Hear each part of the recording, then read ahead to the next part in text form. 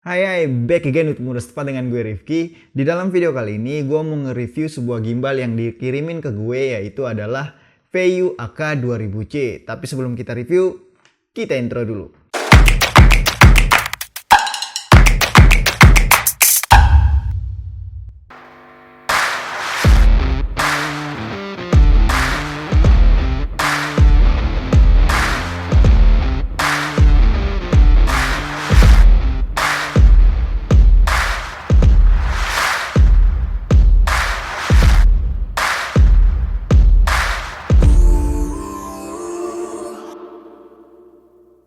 Oke, ini dia adalah gimbal VU AK2000C.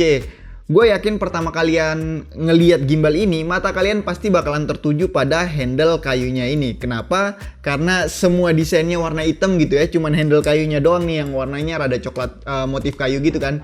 Jadi udah pasti mata kalian bakalan tertuju pada handle kayunya ini. Dan menurut gue, handle kayunya ini tuh membuat tampilan dari gimbal ini tuh terlihat sangat gagah kalau dibandingkan dengan gimbal-gimbal lainnya.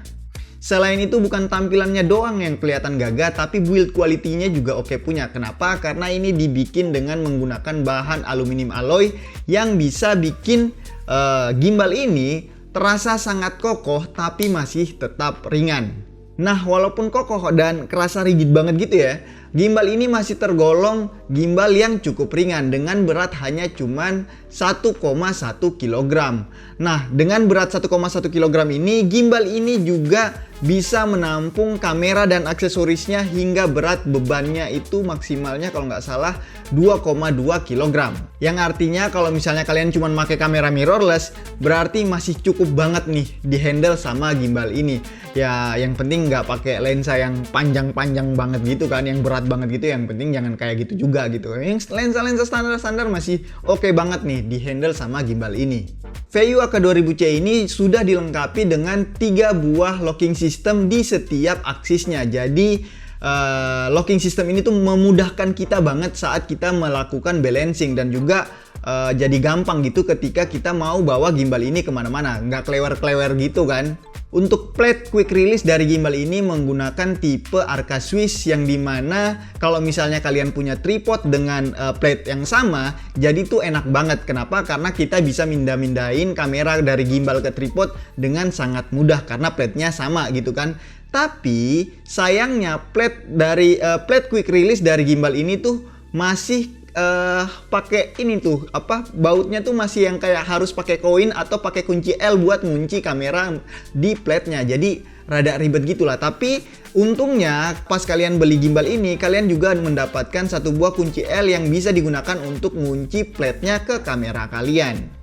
Nah, sekarang kita masuk ke fitur-fiturnya nih. Menurut gue, fitur paling menarik dari gimbal ini yaitu adalah layar kecilnya yang udah touchscreen. Ini tuh enak banget cuy, karena layarnya udah touchscreen, jadi buat nyeting-nyeting sesuatu tuh jadi gampang banget di gimbal ini.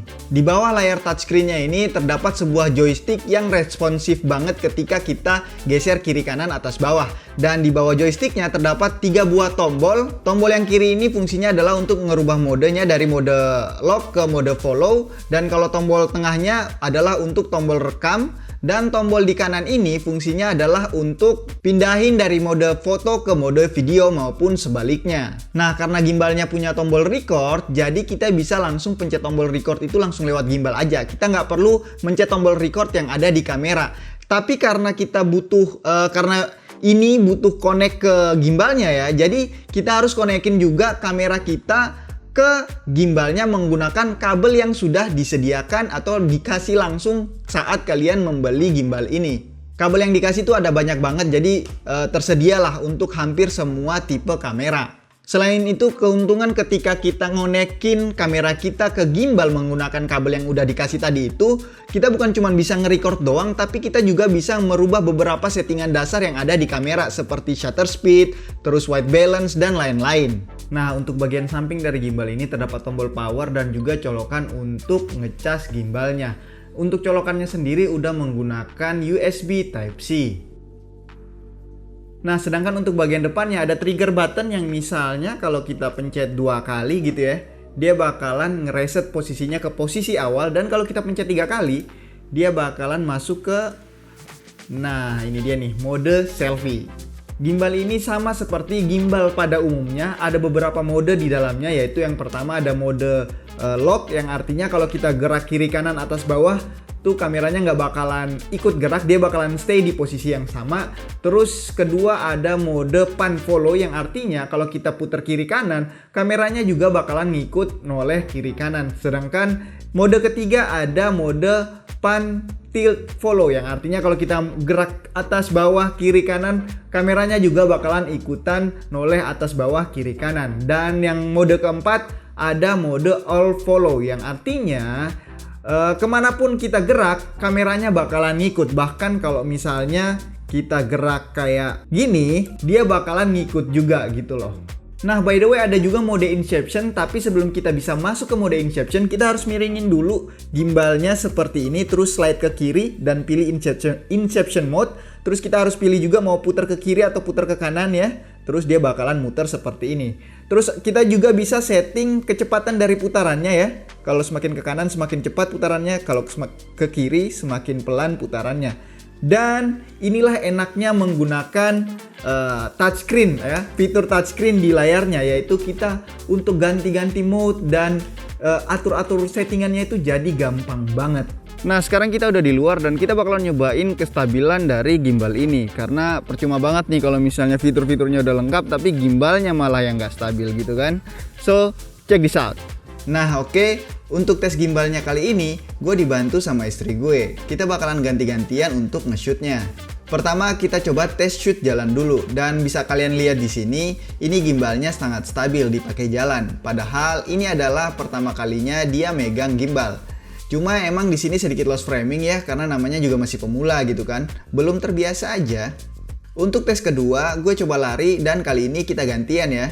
Gimbal ini ketika dipakai lari-larian pun masih sangat stabil, apalagi kalau misalnya footage-nya kita slow-moin. Jadi lebih stabil lagi gitu kan. Terus selanjutnya gue juga cobain fitur Inception-nya nih. Untuk fitur Inception-nya ini udah cukup smooth menurut gue, tapi masih bisa lebih smooth lagi kalau gue lebih banyak latihan menggunakan fitur ini. Oke, itu dia review dari gue untuk gimbal Vayu AK2000C. Buat kalian yang tertarik untuk beli gimbalnya, silahkan aja cek link yang udah gue siapin di kolom deskripsi di bawah. Dan by the way, saran gue beli gimbalnya di Denka Pratama. Kenapa? Karena di situ garansinya terjamin cuy. Nah, buat kalian yang suka sama video ini, silahkan klik tombol like, komen di bawah kalau misalnya kalian punya pertanyaan atau mau request video lainnya dari gue ya. Terus jangan lupa juga untuk klik tombol subscribe dan follow juga Instagram Pemuda Setempat yang ada di bawah sini. Itu aja dari gue. Bye.